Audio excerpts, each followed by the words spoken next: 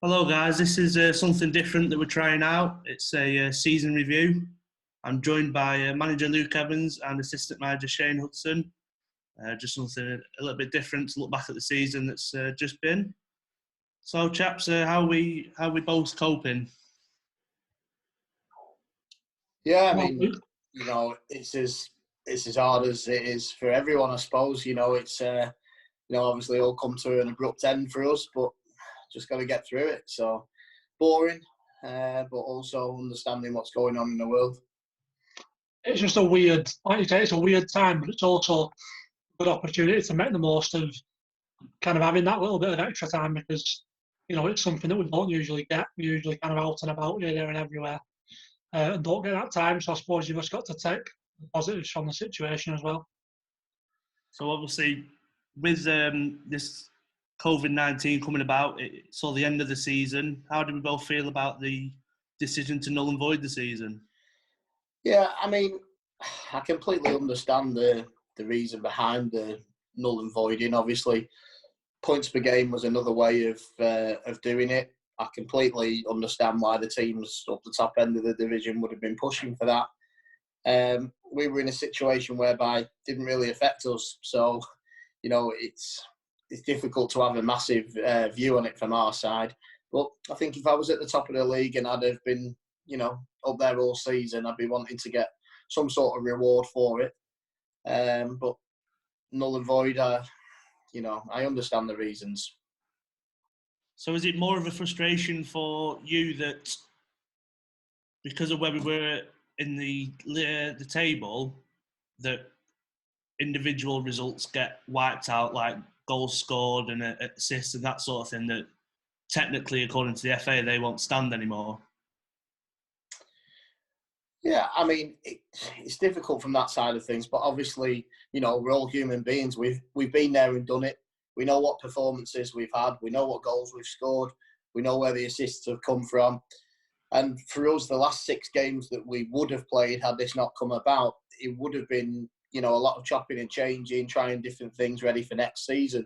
So, like Shane touched on before, it's very much a case of we've got a little bit more time now than we would normally have. But at the same time, we haven't had that time within games to be able to make it,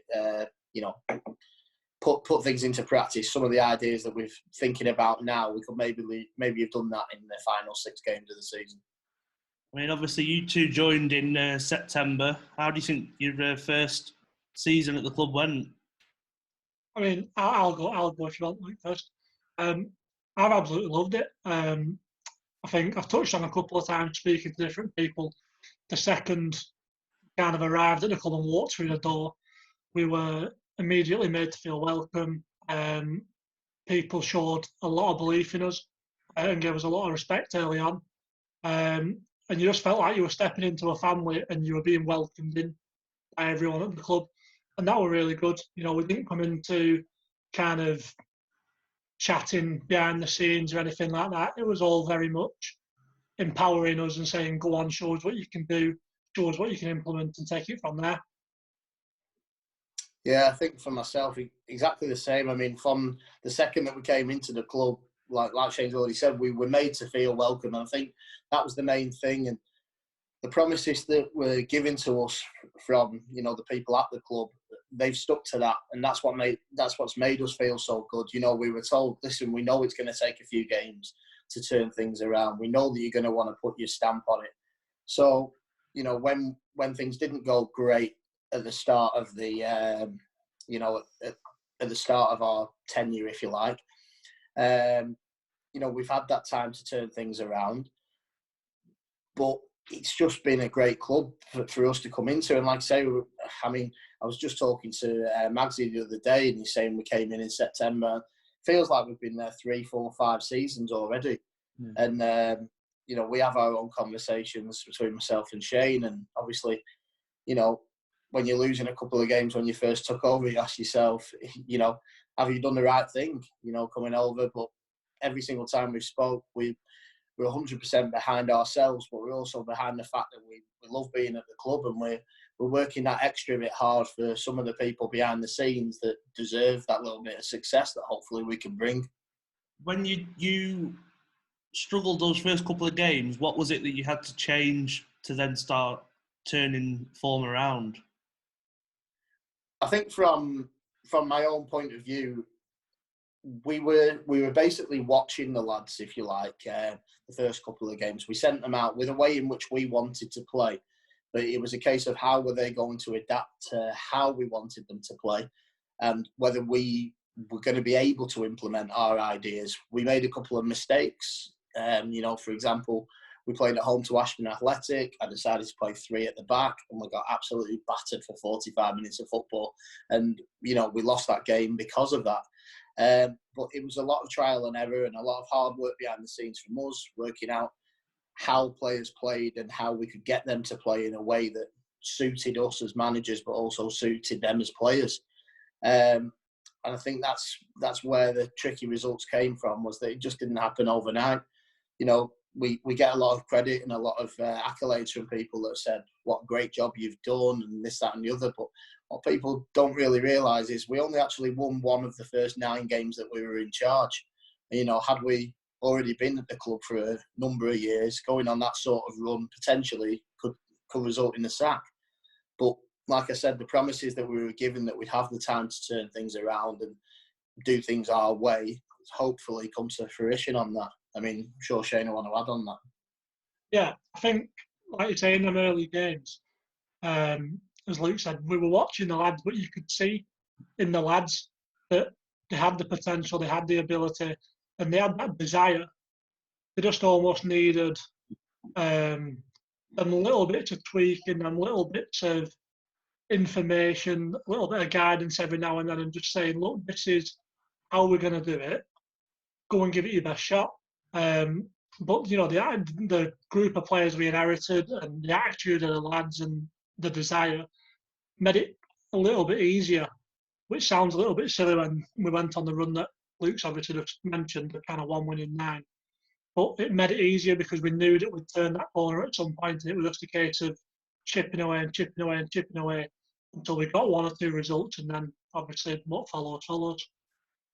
I think just adding on the back of that, the group of players that we took over weren't bad players. There was a lot of players, even the ones that have subsequently left the club, they weren't bad footballers at all. And I think there was sort of a mindset of, if we went 1-0 down in a game, it was, it's happening again, we're going to lose the game. Whereas it was more a case of getting into them on a personal level and trying to get them to believe in themselves and believe in their own ability that we could see was there. Because we saw it in glimpses of games, and we were losing games 2-1, 3-1, 3-2. And for 60 minutes of the game, we could be the better side. And just, that goal against at whatever period of the game would just get the lads' heads down. And they were under that impression that, okay, it's Squire's Gate, we're going to lose. And we needed to get rid of that, and we needed to get rid of it quickly. We've obviously mentioned runs of form, and you had a pretty decent run of form in November, an 8-game unbeaten run, starting with a 3-2 win away at Congleton. What was it about that game that helped start that unbeaten run? Well, I mean, anybody who's been around the squad, been around the players and all the backroom staff, they'll know that we talk about this a lot. Our game, where you say against Congleton, where we turned it around with the win, we actually started what we all believe that we started our run the week before. We played Whitchurch on a Monday night away from home, and we were winning the game 1-0 at half-time. And second half, we absolutely just came out and we played so well. And then we found ourselves 2 goals. They scored 2, so we were 2-1 behind. And then we've equalised with about 2 minutes to go when we think, brilliant, we've finally broken this run of defeats. And then we went and conceded a penalty in injury time, and we lost the game 3-2. But the mentality, the fight, the way in which we played at certain times in the game, and we could just see that was the turning point. That if we play like this between now and the end of the season, we're not going to have any problems. And then the following week, we'd gone into the dressing room after the Whitchurch game, and the lads' heads were down. They couldn't believe it. We'd been beat again when we played so well. So the following week against Congleton, we were actually 2-1 down at half-time, and we came in at half-time, and it was the most simple half-time team talk that I've ever done. I just went into the lads and I said, listen, are you not bored of this? Do you not just hate the fact that we go into games and we're just getting beat by the odd goal, or we're always the ones that are getting beat? You know, why can we not just go out there today and do what other teams do to us? So when they're 2-1 up at half-time, they think the game's won. Why can't we go and turn it on its head? And, you know, obviously I had the input from Shane as well. And that's what it was. They came out second half, and there was just a belief amongst the players that we could win the game. And they went out, and that second half of football against Congleton were absolutely brilliant. And we could have hit 5, 6, 7, no problem. And, you know, we were great. And that was the turning point for me. And then obviously we went on the fantastic run that we went on. Yeah, I think following on from Luke there, with the Whitchurch game, you could just see how much it hurt them, because obviously they thought they'd got that equaliser in the 90th minute or whatever it was. Thought they'd got that point, they thought they'd broke it. And we kind of saw that hurt again before the Congleton game. The lads were kind of sat around, and obviously they were talking about the game the week before and whatnot. And you could see it hurt them. And I think that was kind of, obviously we talked about the half-time talk, but that was the kind of motivation for the lads, their own feelings and their own emotions, because you could see in the games leading up to it, they started to get that belief back. And when they just thought they'd turned the corner the week earlier, it turned out that they had to go another week before they actually turned the corner. But, you know, that's football. No one's going to mock up and just say there's 3 points. So you've got to fight for everything. I think something that's been evident while you've been at the club is lads' willingness to be versatile. I mean, in that Congleton game, I seem to remember Jack Illy coming off the bench and playing like right midfield. I think players like Farney, Jack and Dino, to mention a few, have played loads of different positions for you. How important is that to have lads like that in the squad that are willing to do that for you? I mean, as far as, you know, any individuals that are in the squad, I wouldn't even say that they're great in other positions. It's that they don't really have a choice.